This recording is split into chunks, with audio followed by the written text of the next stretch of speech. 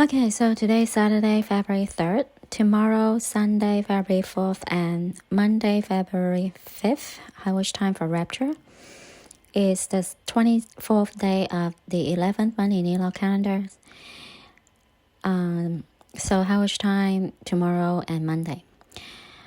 We are exactly a week away from Chinese New Year, the Wood Dragon.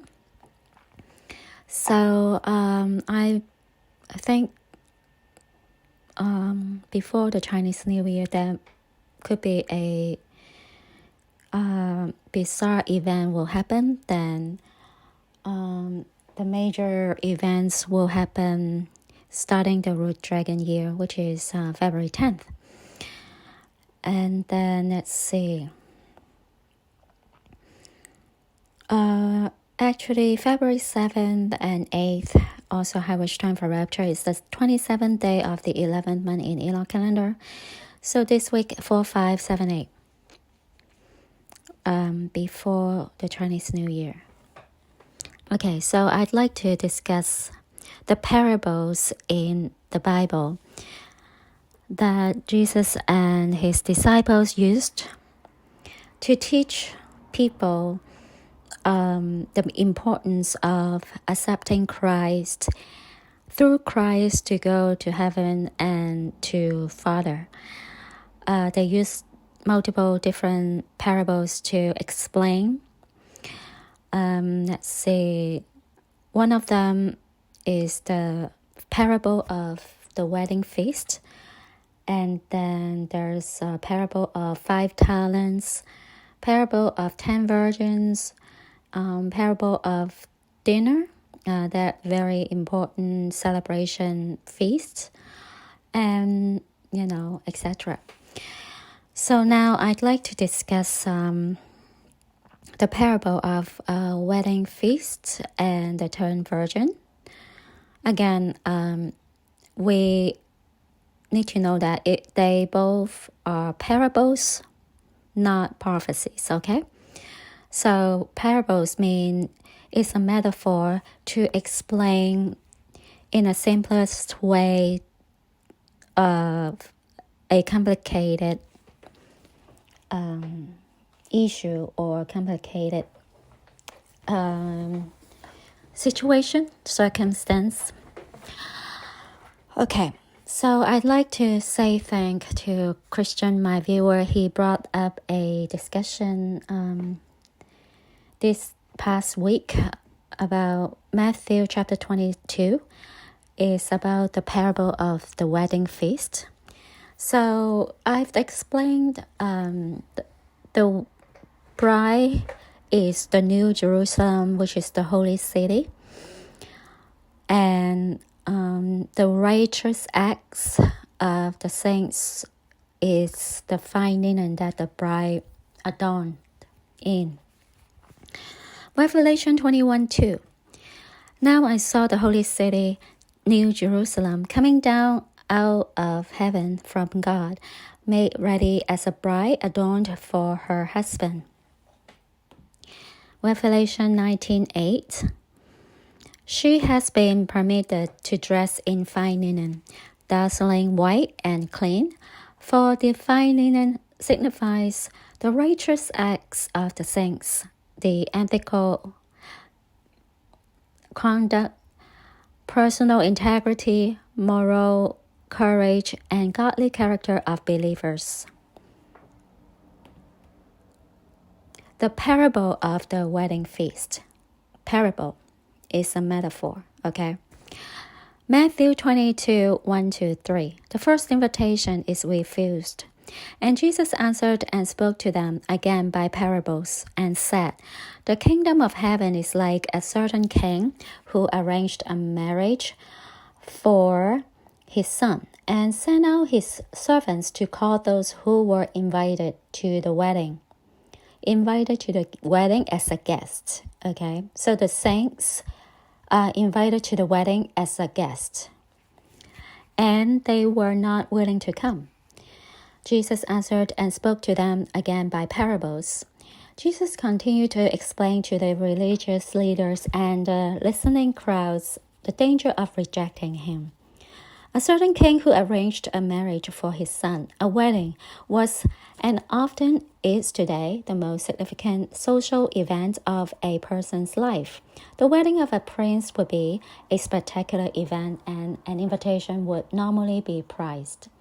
This parable is similar in many ways to one found in Luke 14:15-24.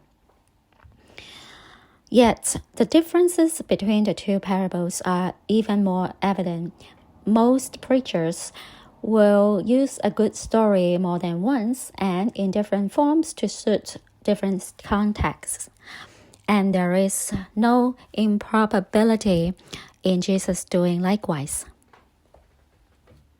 So Luke 14:15-24.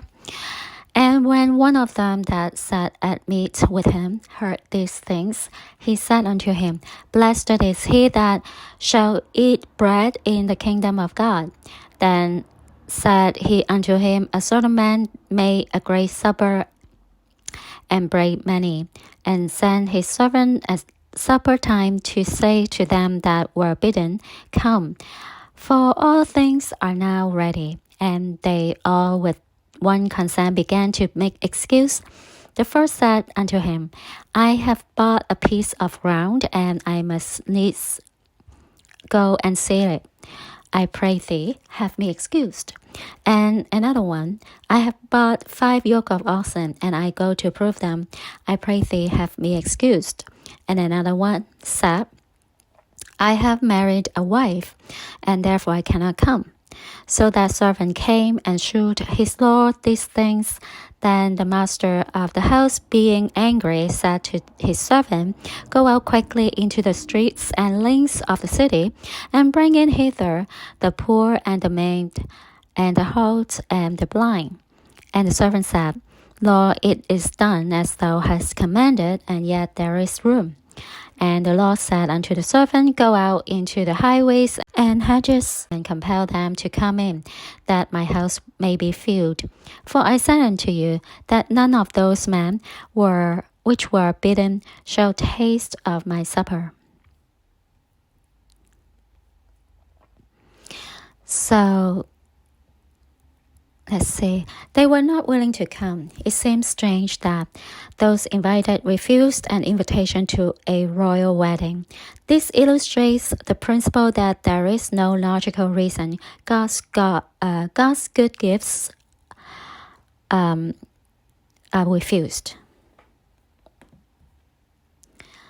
Okay, Matthew 22:4-7. The second invitation is refused, and the king reacts. Again, he sent out other servants, saying, Tell those who are invited, See, I have prepared my dinner. My oxen and fatted cattle are killed, and all things are ready. Come to the wedding. But they made light of it, and went their ways, one to his own farm, another one to his business, and the rest seized his servants, treated them spitefully, and killed them. But when the king heard about it, he was furious, and he sent out his armies, destroyed those murderers, and burned up their city. Tell those who are invited, See, I have prepared. The king persisted in making the invitation as attractive as possible. He really wanted those invited to come. So, Barclay says that when a great social event happened in the Jewish culture of that day, people were invited but without a set time. On the appropriate day when the host was ready to receive the guests, they sent out messengers to say that all things were ready and it was time to come to the feast. So to receive the guests means to receive the saints. Okay? So then, the king in this parable had long ago sent out his invitations, but it was not till everything was prepared that the final summons was issued and insultingly refused. All things are ready is the message of the gospel. You don't come to God's feast and prepare your own meal. He has made it ready for you. you come to receive. But they made light of it and went their ways. The reaction of those invited made no sense, but it does give an accurate description of the reaction of many to the gospel. Many make light of it, others go back to their business. So the rebel seemed to say, "Let the king do as he likes with his oxen and his fatlings. I am going to look after my farm or attend to my merchandise." He was furious and he sent out his armies, destroyed those murderers. The king rightfully brought judgment upon the offenders. Not only did they reject his invitation, but they also murdered his messengers. This was a prophecy of what would happen to Jerusalem, the city whose religious leaders so strongly rejected Jesus and his gospel. Matthew 22, 8-10, the third invitation. Okay, so then he said to his servants, "The wedding is ready, but those who were invited were not worthy. Therefore, go into the highways, and as many as you find, invite to the wedding." So those servants went out into the highways and gathered together all whom they found, both bad and good, and the wedding hall was filled with guests. As many as you find, invite to the wedding. The king was determined that he would not have an empty banquet hall, so an invitation was given to all who would hear. Those servants went out into the highways and gathered together all whom they found, both good and bad.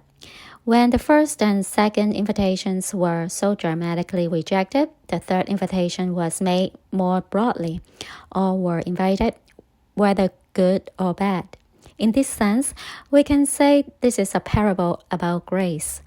Those who were invited and who came were utterly undeserving of the invitation, much less the wedding feast itself. Matthew 22, 11-14, the man without a wedding garment. But when the king came in to see the guests, he saw a man there who did not have on a wedding garment. So he said to him, "Friend, how did you come in here without a wedding garment?" And he was speechless. Then the king said to the servants, "Bind him hand and foot, take him away, and cast him into outer darkness. There will be weeping and gnashing of teeth. For many are called, but few are chosen." When the king came to see the guests, the king carefully examined his guests to see if they all wore the garments that were customarily offered to those attending a wedding feast. A man there who did not have on a wedding garment. The man without a robe was conspicuous by his difference. He came inappropriately dressed, and the king noticed.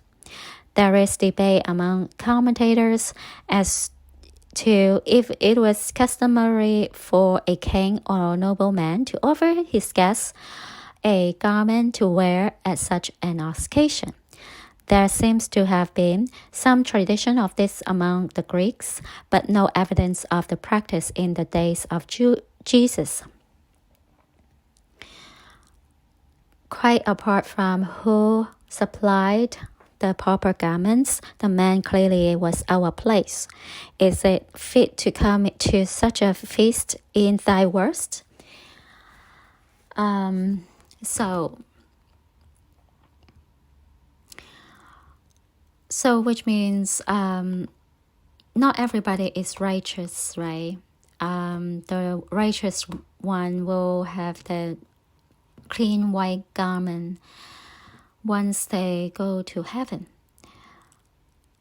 This guy, obviously he is not righteous, so he doesn't have the garment, the white pure garment, right?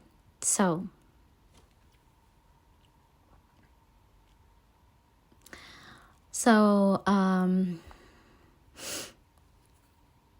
the banquet was intended to honor the king's son, but this man meant nothing of the kind. He was willing to eat the good things set before him, but in his heart there was no love either for the king or his well-beloved son. So then he was speechless, so he's rude, right? He's like,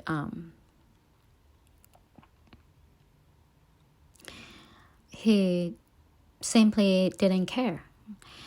Okay, so cast him into outer darkness. The man who did as he pleased at the wedding feast, instead of honoring the king and conforming to his expectations, suffered a terrible fate. Let's see. So his action was totally unacceptable. So he got punished. This parable demonstrates that those indifferent to the gospel, those antagonistic against the gospel, and those unchanged by the gospel share the same fate. None of them enjoyed the king's feast. For many are called, but few are chosen. This statement of Jesus in this context touches on the great working together of the choices of men and the choosing of God. Why did they not come to the wedding party? Because they refused the invitation. Why did they not come to the wedding party? Because they were called but not chosen.